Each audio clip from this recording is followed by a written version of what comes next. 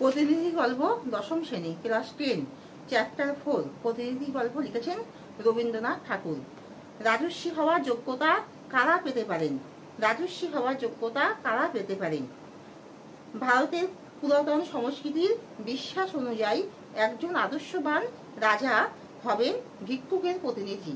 তিনি ঐশ্বর্যহীন রিক্ত সর্বত্যাগী প্রজা হিতৈষী হয়হসী ঐকা পেক্কাটা মতন দেখি হিতৈষী রাজারাই রাজস্বী হওয়ার যোগ্যতা অর্জন করতে পারে। রাজাকে ঈশ্বরের প্রতিনিধি বলা হয় কেন? কারণ ঈশ্বর রাজাকে সৃষ্টি করেছেন প্রজাদের কল্যাণ সাধনের জন্য, যাতে রাজা প্রজাদেরই কল্যাণ সাধন করে এবং তাদের প্রতিপালন করাই হবে রাজার মূল ধর্ম। তাই রাজার রাজত্ব প্রজাদের সুশাসনের জন্য, প্রজাদের নিপীড়ন বা উৎপীড়নের জন্য নয়। প্রজাদের মঙ্গল সাধনই রাজার একমাত্র উদ্দেশ্য হবে। এই জন্য রাজাকে ঈশ্বরের প্রতিনিধি বলা হয়। রাজাকে কেন ঈশ্বরের প্রতিনিধি বলা হয়? ঈশ্বর রাজাকে সৃষ্টি করেছেন প্রজাদের মঙ্গল সাধনের জন্য। ঈশ্বরের সৃষ্ট প্রজাদের প্রতিপালন করাই হবে রাজার মূল ধর্ম।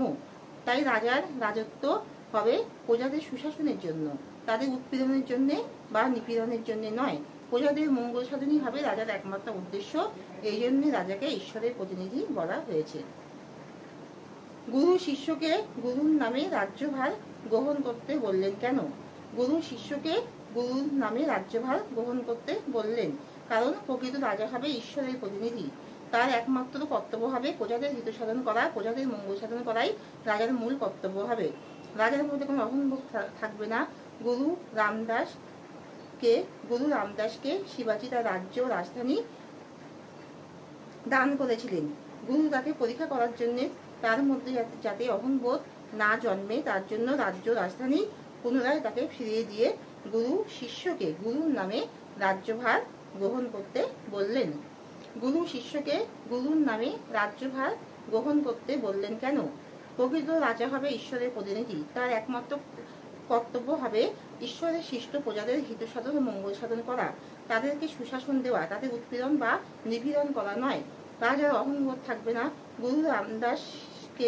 গুরু রামদাসকে শিবাজি যখন তার রাজ্য রাজধানী দান করলেন তখন গুরু তাকে পরীক্ষা করলেন তাকে সঙ্গে করে গুরু নিয়ে গেলেন, তার সাথে ভিক্ষা নেবার জন্য তাকে সঙ্গে করে নিয়ে গেলেন। সন্ধ্যার সময় সন্ধ্যা স্নান করে গুরু নিজেই ভিক্ষান্ন রন্ধন করলেন, খেলেন এবং শিষ্যকে প্রসাদ দিলেন যাতে তার মধ্যে অহংবোধ না থাকে। তারপর তার রাজধানী ও রাজ্য তাকে পুনরায় ফিরিয়ে দিয়ে গুরুর নামে রাজ্যভার গ্রহণ করতে বললেন।